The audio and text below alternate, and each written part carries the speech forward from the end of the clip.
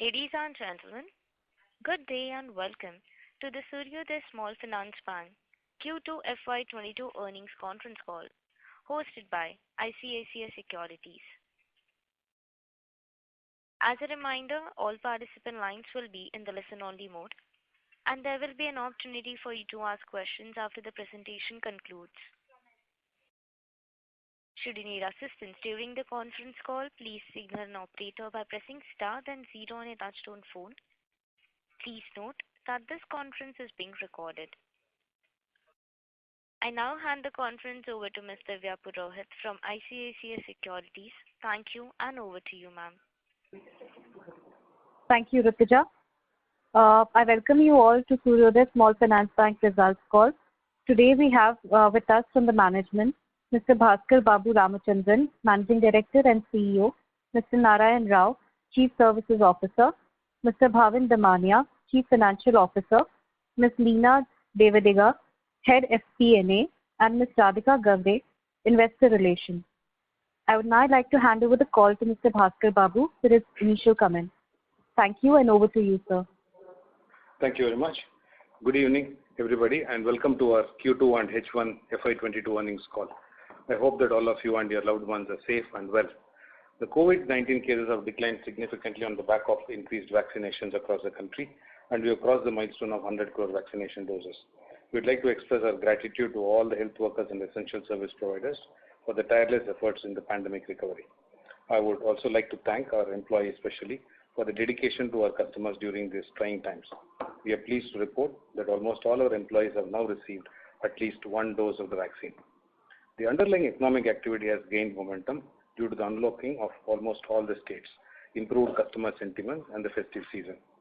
Our bank disbursed 1,067 crores in Q2 FY20 as against rupees 360 crores in the last comparable quarter. We had disbursement of 362 crores also in the month of October, which indicates business recovery in all the sectors we operate. The collection efficiency stood at 83% in October 2021. I hope you all have received our investor presentation and had the chance to go through it before the call. I will just give a brief about our performance for the quarter and also for the half year ended September 30th, 2021. On our business performance, our bank disbursed 1,067 crores in Q2 FY22 compared to 360 crores during Q1 FY22, primarily due to business recovery post second wave of COVID-19. Disbursements for the month of October was rupees 359 crores. On the collections front, similar impact was seen. Collection efficiency on one EMI adjusted basis had improved to 83.3% for the month of September 2021 as compared to 70% for the month of June 2021. Overall collection efficiency in the month of September was 108% as against June 2021, which was 89.3%. Our gross advances grew 20.6% year on year to 4,470 crores as on 30th September 2021. As at the end of September, inclusive finance comprises of 68.3% of the asset book, while affordable home loans, commercial vehicle loans, and secured business loans comprise of 8.2%, 7.7%, and 4% respectively. As market environment improves, we will focus on growing our book in a stable and sustainable manner across product portfolio and geographies. On the deposits and borrowings, our deposits were stable at 3,129 crores as on September 2021. Retail deposits stood at 87.9% of the total deposit as of September 30th, from 85.8% as on 30th of June 2020. The balance comprises of bulk deposits. Furthermore, majority of our bulk deposits are non-callable in nature. As on 30th September 2021, 97% of our bulk deposits are non-callable in nature. Our CASA improved to 18.5% as of 30th September compared to 16.2% as of 30th June 2021, showing steady improvement in line with our strategy. Our borrowings as on end September form 26% of our total liabilities, majority of which, approximately 68%, was from refinancing institutions like SIDBI, NABARD. Our total number of branches stood at 560 as on 30th September 2021 compared to 555 as of June 30th, 2021. The bank has 16.4 lakh customers as on 30th September, of which total asset customers were 14.3 lakhs and total liability customers were 7.5 lakhs. Our GNPA as of 30th of September 2021 is 10.2% compared to the GNPA of 9.5% as of 30th June 2021. Net NPA was stable at 4.5% as of 30th September. Provision coverage as of 30th September was 71%. Our standard asset restructuring book stands at 14% at the end of 30th September, including restructuring done in the current quarter. The collections are improving across the states, which indicate reduction in delinquencies going ahead. PAR 90 plus portfolio as of September 2021 remained flat at 6.4%. 68.3% of our delinquent customers are paying to us over the 2 months in August and September. The bank carried out restructuring exercise during the quarter. Our capital adequacy ratio continues to be strong at 45.9% compared to 52.1% as on 30th June 2021. Tier 1 comprises of 41.8% and Tier 2 comprises of 4.1% of our capital adequacy.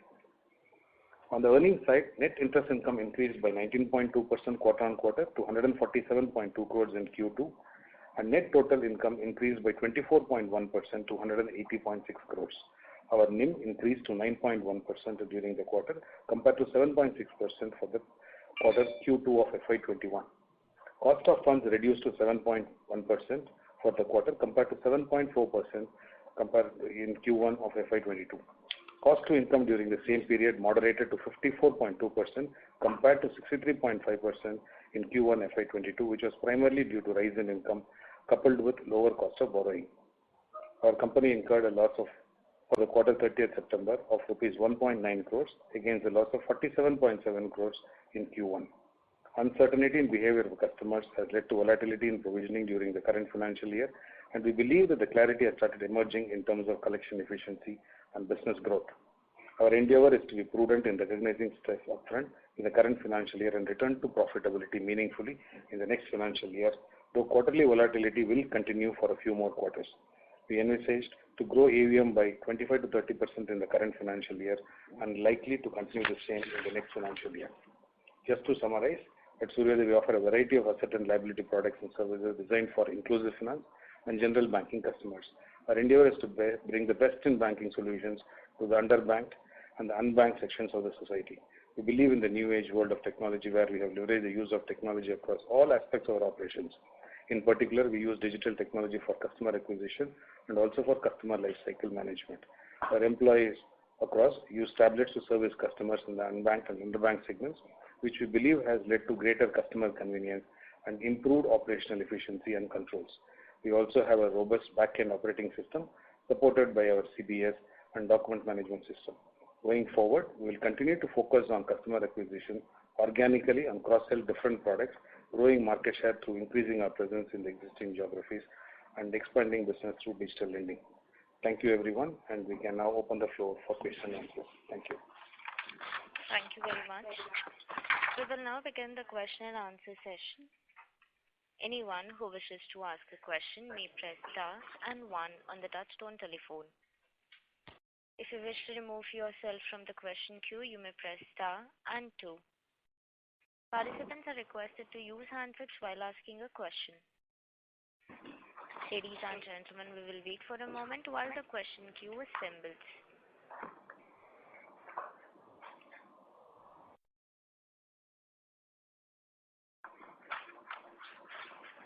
Reminder to the participants, to ask a question, please press star and 1.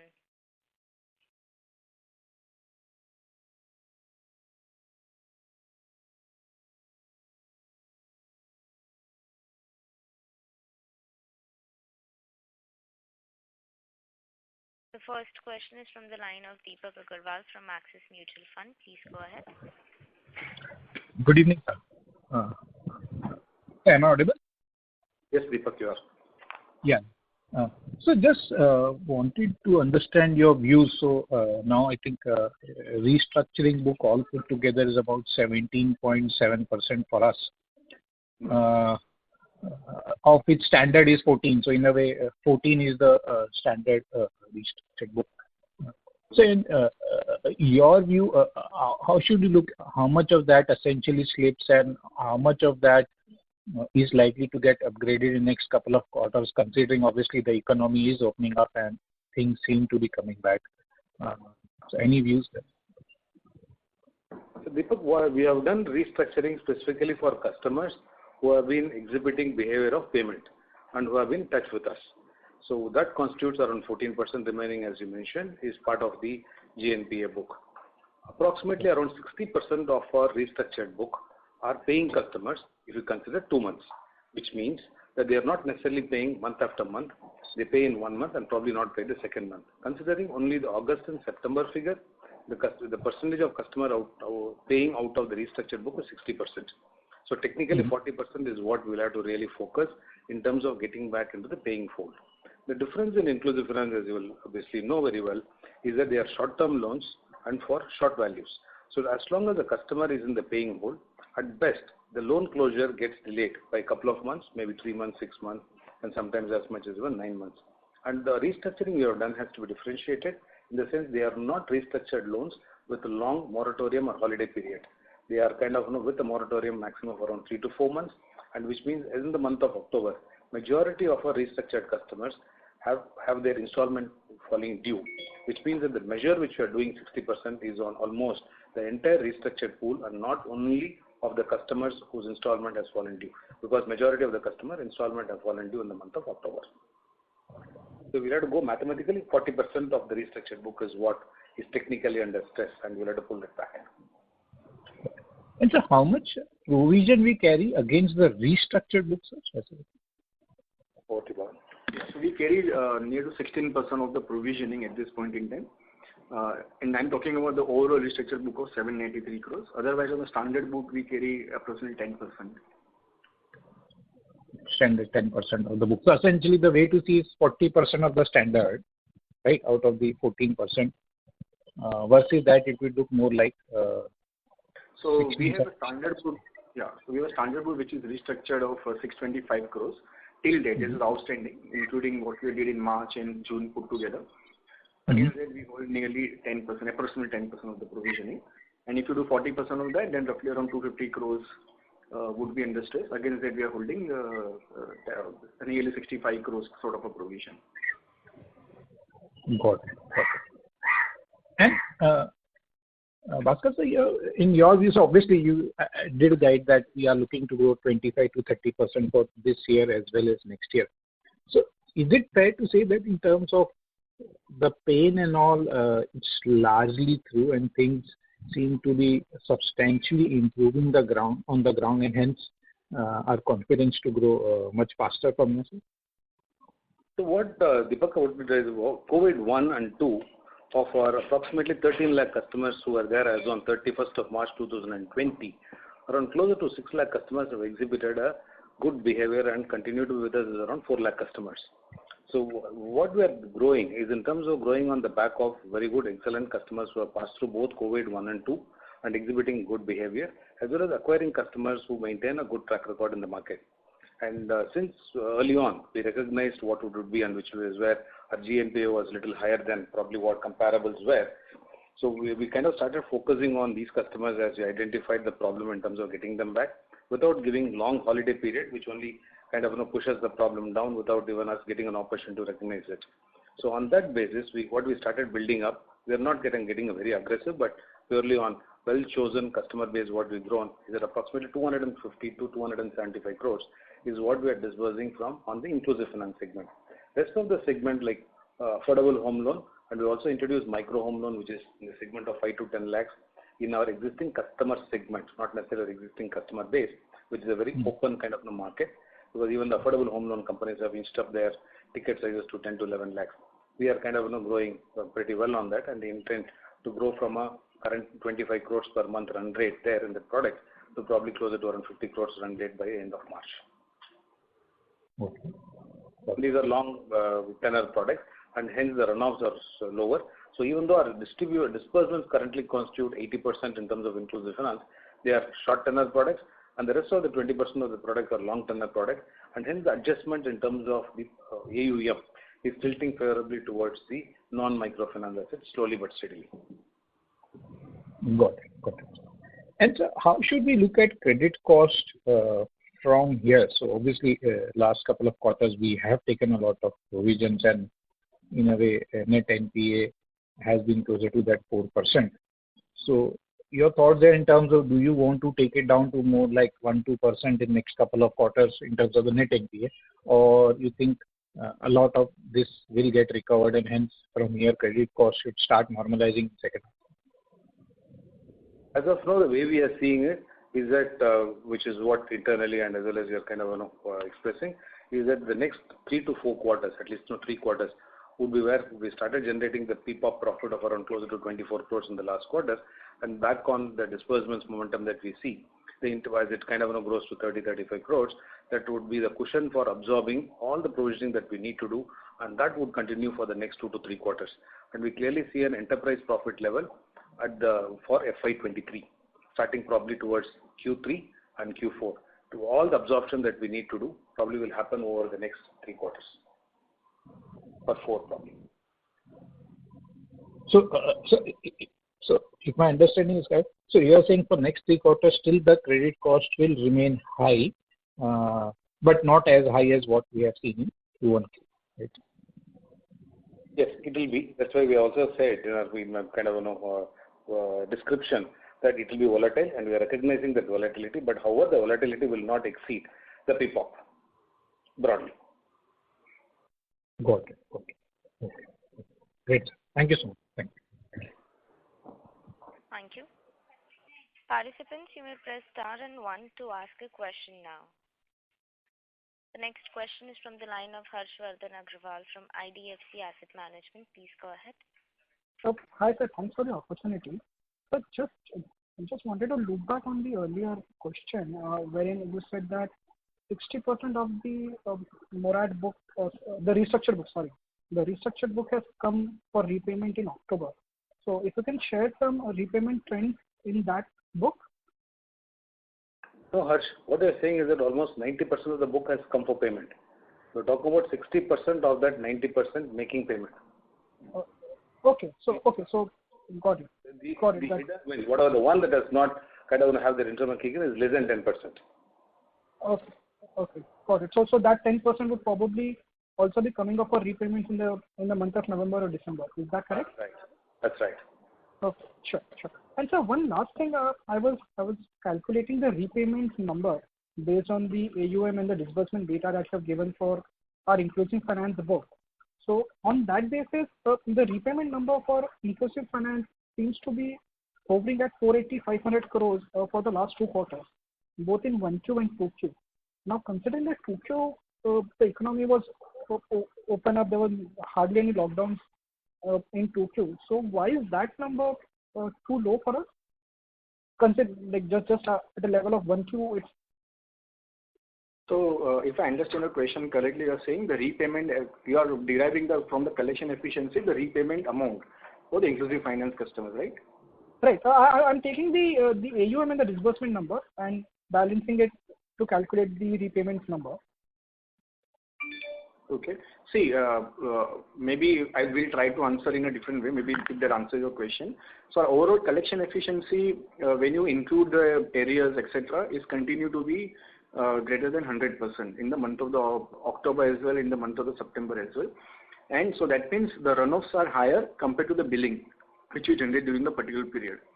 And what we publish as a 1 EMI is 83%, which is related to only if I restrict the billing to the only 1 EMI, then it will be lower.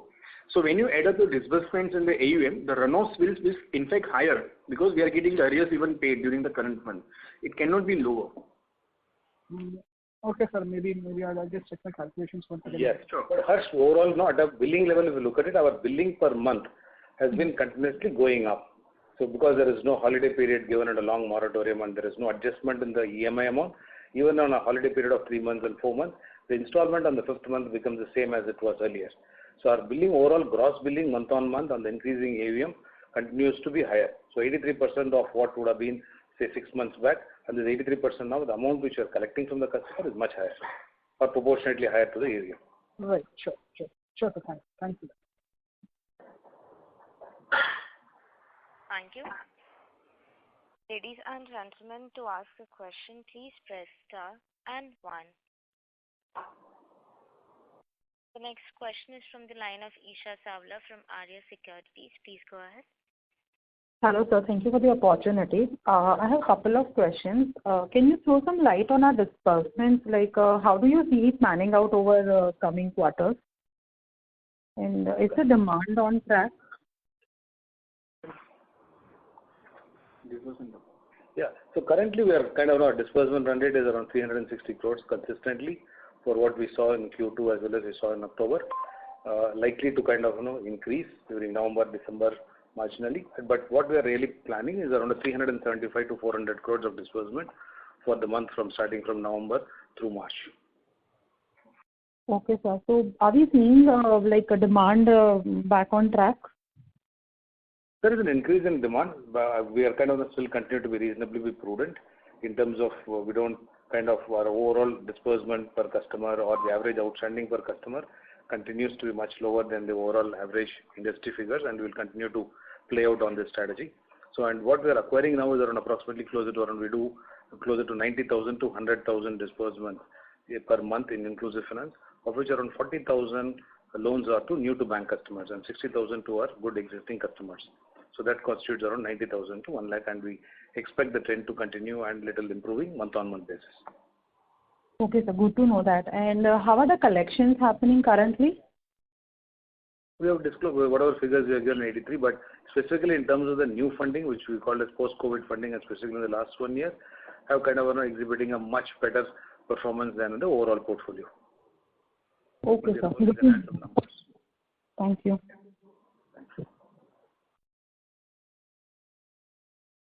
Thank you. Participants, to ask a question, please press star and 1. The next question is from the line of Madhu Dev from Alta Vista Capital. Please go ahead. Yeah, hi. Am I audible? Yes, ma'am. Yeah. So I just want some, some numbers for clarity. See, you have a GNPA of a little over 10.2% or something of that sort. And then you have a standard restructuring portfolio of 14%. So in all ballpark, this is about 24% of the book. So against this book, what is the total provision that you are carrying? Yeah. So overall, we are getting a provision of roughly 350 crores in NPA plus the restructured book put together. And this is I'm referring to a standard restructured book because the NPA restructured is already the part of, Right. So NPA plus standard restructured, which is 24%, against that you are carrying a 350 crore provision, right? So roughly around, you can say 35% of the both portfolio put together, we are carrying the provisions. Okay. And given the collection trend and given what you are hearing from the ground, from your collection team, what kind of an incremental provision that you would be required to make on this portfolio? So overall 60% of our 14% of the customers are paying customers at this point of time, and we are kind of seeing an increase in that percentage between the customers who started paying. So we have to mathematically take it around 40% of our 14% book, which is around closer to 5%, is kind of technically on a high stress basis may need a provisioning. That would require provisioning. Okay. And on the GNPA book where you have a partial provisioning, what is your sense on the recovery? You need to step up provisioning there? So again, we have already provided for 50%, and around closer to 40% of the book is paying. So don't really think we need to really provide for anything substantially more on the GNPA book. And while on the GNPA, it's 10.2%, the percentage of customers who are in 90 plus, so which means that they became GNPA but not in 90 plus at this point of time, is approximately 40% of our GNPA customers.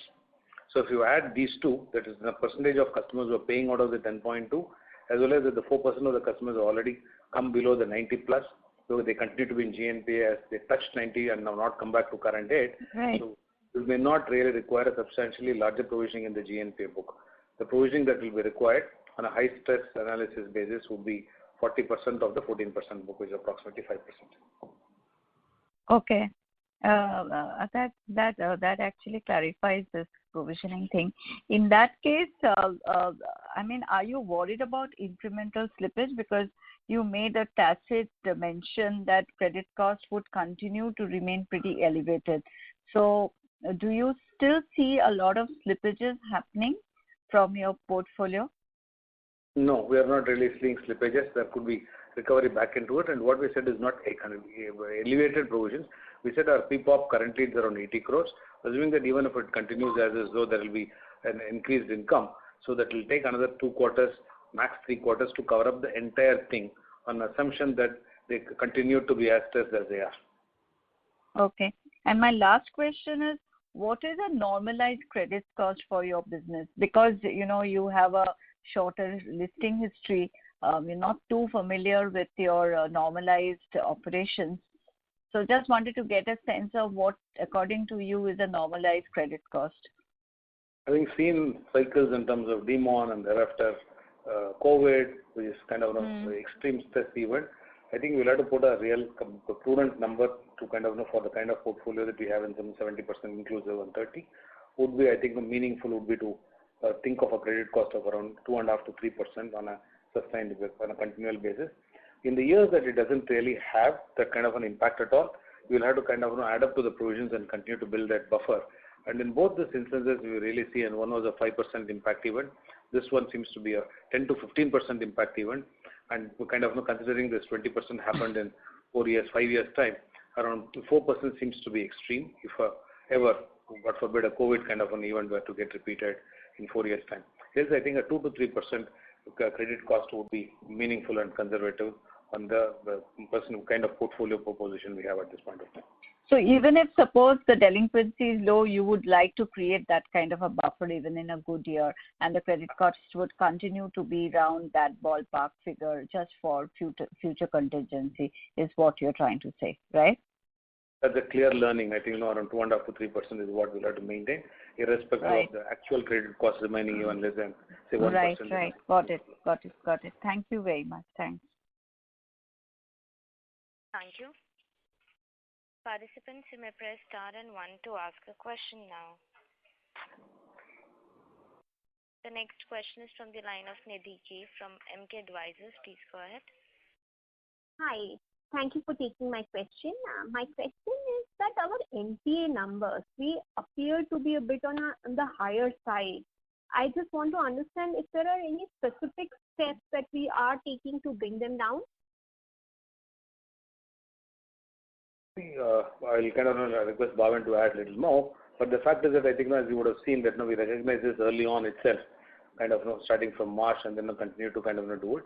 So while overall the figures out of the credit bureau do really indicate the 30 plus portfolio all the way including 180 plus happens to be around closer to 25 to 30%. So the way we recognize as banks are expected to do is in terms of once account becomes and a customer becomes an NPA, till it comes back to current, even if the customer starts making the payment month-on-month basis, they'll continue to be counted as GNPA customer, and hence it will be calculated as a percentage. The best way to really look at it is that our 90 plus is 6.5% and our GNPA is 10.2%, which means 4% of this GNPA has already paid and come below 90%, 90 plus, but however continues to be tagged as GNPA as the way of recognizing the GNPA in the banking system. And Bhavin, you want to? No, just to add, I think on a comparison basis, even to the peers, I think few of the players have also declared suddenly rather shown a spike into the gross NPA from less than 5% to more than 10% in the current quarter. And while as Bhaskar mentioned, it's always we have already declared that from the December quarter onwards, even though there's a pro forma NPA of more than 9%. So our ratios remain even in the range of 9.5 to 10.2% in the last 3 quarters, which I think most of the other players have started recognizing mainly into the Q2. Thank you, sir. This is helpful. I have one more question. I just want to understand what is the strategy going forward in terms of diversifying the loan book, and where do we see our inclusive finance percentage as a percentage of overall book for 3 years down the line? See, as mentioned, in terms of JLG, while the disbursement continues to be 75 to 80%, because they are short-term products and the rest of the other products, specifically in terms of affordable home loan and secured business loans, secured against property, business loans, they are long tenors, minimum tenor of around 7 to 10 years. So the portfolio composition purely on this disbursement basis would kind of tilt closer to around 55-45 in a year to 15 months time. So around 50-50 is what it is likely to kind of come to probably in 18 to 24 months. JLG or inclusive finance done well, except for this extreme event like this, is as I explained in the previous question, is around 2 to 3%. Normalize the basis credit cost if we can do it and structure it. That's the kind of business. But for 3 years in a row, it can be less than 1, and probably one-off event based on history, it could be higher. But on a normalized basis, annual, it will be around 2 to 3%. And what this pandemic has really also has given us data is in terms of the good customers who kind of moved both through the COVID 1, 2, continue to be current, have paid, and have not even taken a loan either from us or from the market. That constitutes around 60% of the portfolio that we have. For instance, we don't have 3 lakh of our 13 lakh customers we had as of 31st March who are repaid in full and have moved on. So based on our own analysis and analytics, we are saying that, no, hey, why do we really lose our good customers who have been with us? And for various reasons, either we have not got in touch with them or they have not got in touch, because the focus in the last 18 months shifted more in terms of getting in touch with the customer to collect rather than to do business. So if you put all of those activities together, it's a business which will be profitable, done meaningfully. But the learning out of that is that get to understand the customer far more deeper than understanding them only by the past repayment track record and building a higher loan over and above that. So that segmentation and kind of capturing the profile is what we are really focusing on. And that also becomes now our segment for affordable home loan, which is between 5 to 10 lakhs, small ticket secured business loan, while we don't have a small ticket secured business loan yet. So this is a potential customer segment for these two products. So you don't really need to go out and look for those customers for affordable home loan or small ticket secured business loan, but that requires an intensity of looking at the customer far more deeper than we have done in the past. Thank you, sir. If I have any further questions, I'll get back in the queue. Thank you so much.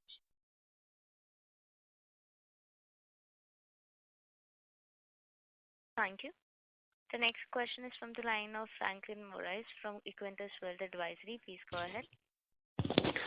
Yes, thanks for taking my question. So what is our write-off policy? Yeah. So we don't have a specific policy in a way. Just for information, for the last nearly more than 2 years, in fact, now we have been doing only technical write-offs rather than the actual write-off. That means the field team still see the customers into their the due sheet every month. We don't, as I said, we don't have a specific policy. What we do is we go by our internal analysis where the customers behave based on the customer, whether the customers are paying or not, and then we take a call whether to write off the customer. So we don't have any specific policy, unlike other entities where 90 plus, 180 plus are being written off. We take a call only if the customer's prepayment behavior is completely gone divergent or not paying in a specific period of time. Then only do we write off. So in current quarter, we have not done any kind of a write-off. Till last quarter, we used to do the write-offs, again, based on the non-payment behavior, repayment behavior of the customers. But on a historical basis, if we see the write-offs which are being done, what would be the average tenure before which, we actually write off the loan? In case of natural calamities, if they are not paid for 4 consecutive months as well, we have taken write-off. In terms of Odisha or Tamil Nadu, where you clearly where the customer has not made a payment and not in touch, and kind of it has been a huge natural calamity. But broadly, I think if you have to providing for fully is more important, because once written off, it also goes off the radar in terms of collections. So it kind of reduces your GNPA per se, but what it kind of does is that it has got collateral damage in terms of customer going out of the radar from a collection point of view. Our focus in terms of adequate provisioning rather than rushing into write-off the loans. And sir, on the restructured book, what would be the moratorium being offered? Max 3 months, and for instance, 90% of the quarter we did restructuring in the last quarter. The installments have commenced either in October or latest in November. Okay. And sir, in terms of the recoverability from these around 25%. In your assessment, what percentage of this could actually be recovered in the next, say about 6 months' time? 60% are paying customers in the 14%.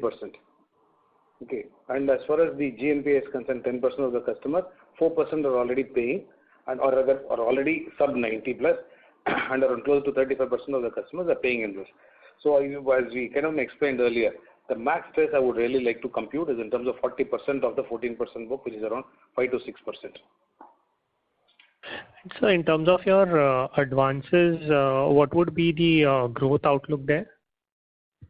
We are guided around, look, this year we are likely to end up anywhere between 25 to 30%. As you would see, already we are at 20% in terms of year-on-year growth. Likely at the current run rate, as we are clocking at this point of time, we'll end up with around little higher than 25. We see the same momentum continuing as is for the next year as well as we speak now.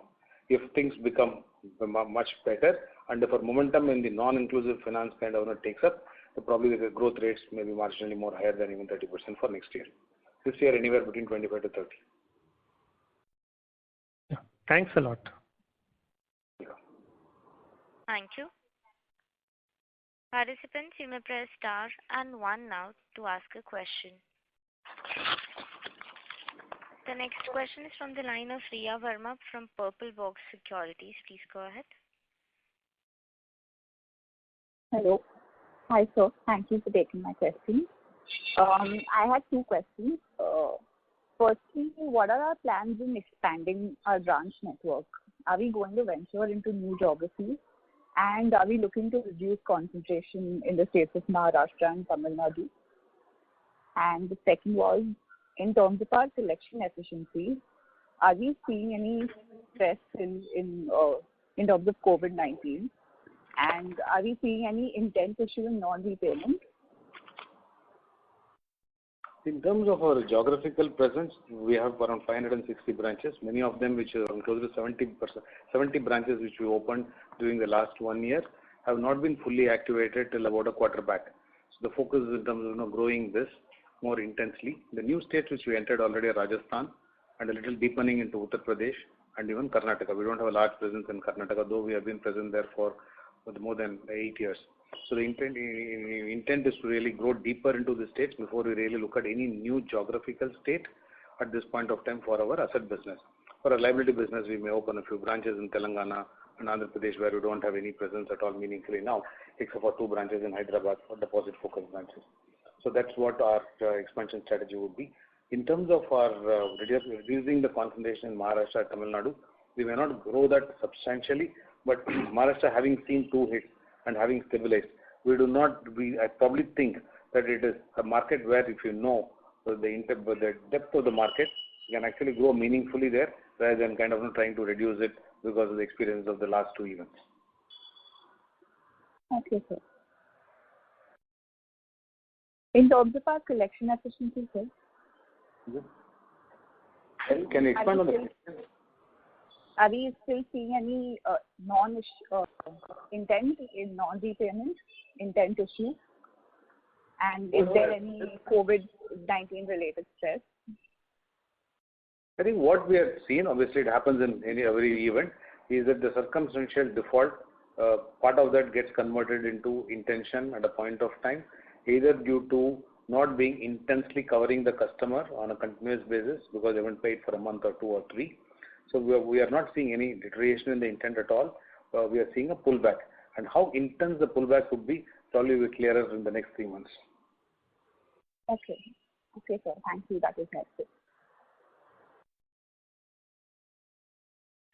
Thank you. Participants, to ask a question, please press star and 1.